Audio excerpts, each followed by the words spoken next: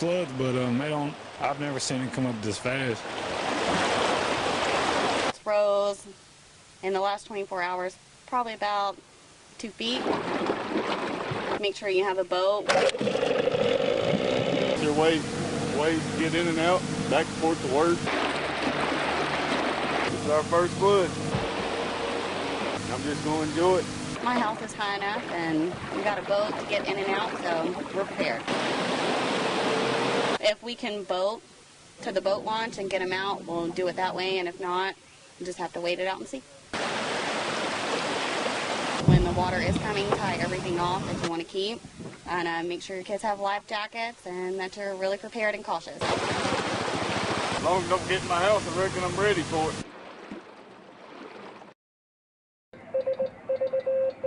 We do assist some of the emergency management in the area in times of communications outages. Whiskey 5, Sierra Sierra Victor. Their operations are vital in the event that our normal systems of communication go down. It's just a way that we can assist using the tools that we have. CQ Field Day, Whiskey 5, Sierra Sierra. A lot of times we'll fill in the gap until they can bring in and get the infrastructure back running. 3 Echo Southeast Texas, 3 Echo Southeast Texas. Good luck. This is a great opportunity for us to test our readiness, build the relationship, or maintain the relationship with our local folks here.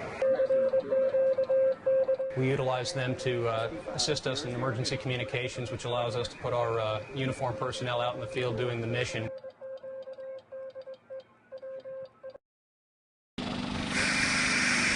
Well, it took about 3 or 4 months to build the package itself. This is the APRS transmitter. The APRS part is very important in any type of emergency service because we can track where people, objects, or anything else happen to be at that moment. In an emergency situation, we could actually send this balloon up in an area that's not accessible, get pictures of the devastation, damage, assessment. Emergencies, if you need to know where somebody is at the time, if you're equipped with APRS, it shows up on anybody's computer that has a setup for that.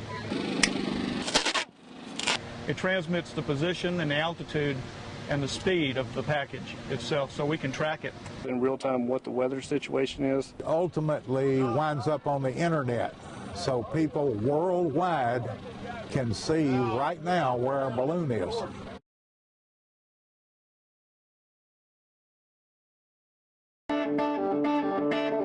This little piece of guitar history sat in a closet for 50-some years, gathering dust, but aging gracefully.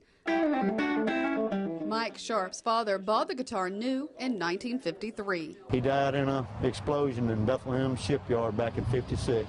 My dad was a reverend. He was a Pentecostal preacher, and he loved music. So he brought the 1953 Fender Esquire to another music lover, Kaylin Dougherty, at A&S Music in Nederland, to begin the process of discovering how much this classic electric guitar was worth. Judging by the case, we knew it was an old piece. And he opened it up and I was like, oh man, look at this. This is something special. But this special piece of music history didn't give up all her secrets right away. On these older guitars like this, the serial numbers were not put on the back of the neck plate or the back of the headstock or the front like they are now. They were written inside the body cavity.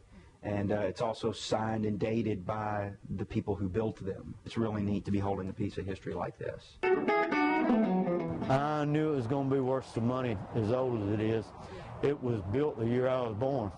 After a little bit of research, Kaylin discovered that the guitar could be worth as much as $24,000.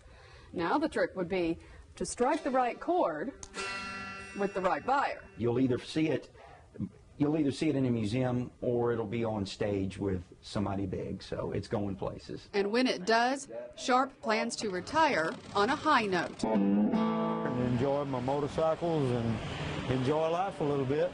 Not have to worry so much. In Nederland, Mary Sturgill, 12 News HD.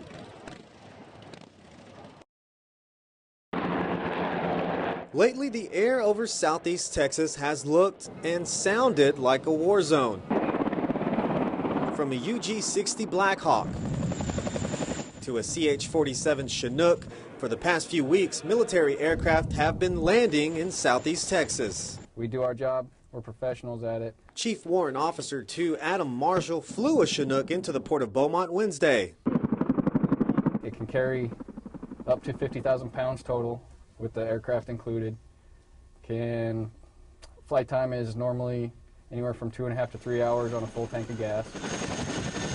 Armored trucks have been accompanying the aircraft, all coming from the Combat Aviation Brigade 1st Armored Division, aka the Iron Eagles, out of Fort Bliss. The cargo is going to Afghanistan to support Operation Enduring Freedom.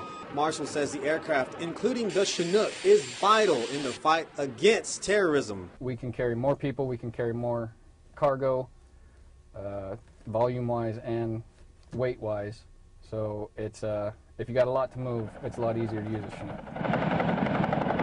The 842nd Transportation Battalion says there's no need for extra fighting power in the Middle East. Rather, this is a standard rotation of a brigade from Fort Bliss that will fall in and conduct its mission as another brigade returns to the United States. It's business as usual.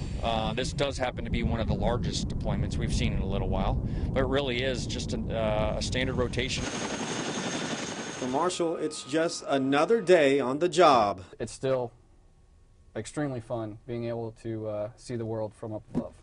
In Beaumont, Augustine Garfias, 12 News HD.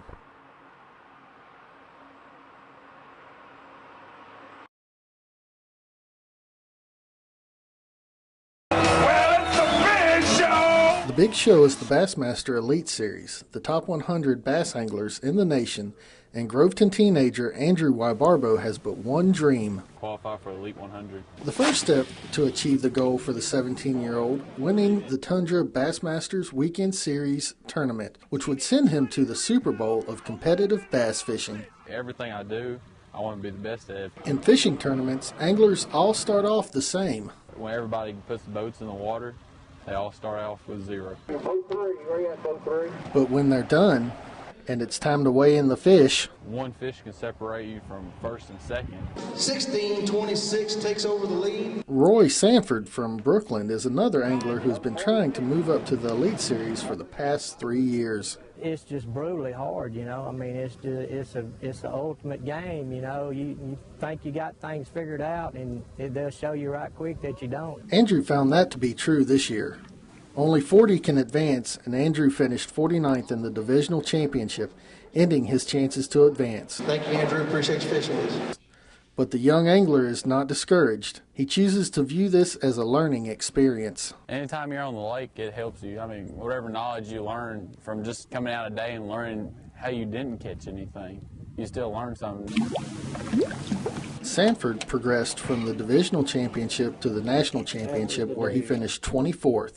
And he holds wisdom for Andrew and other anglers chasing their dreams. Keep at it, and you know, just get with the older people that can really teach you. You know, teach him what to do, and just stay fishing. Andrew plans to do just that, and looks forward to the day when he'll reel in the lunker from below these waters with help from above. If you want it, you desire it, the Lord helping you, you'll achieve it.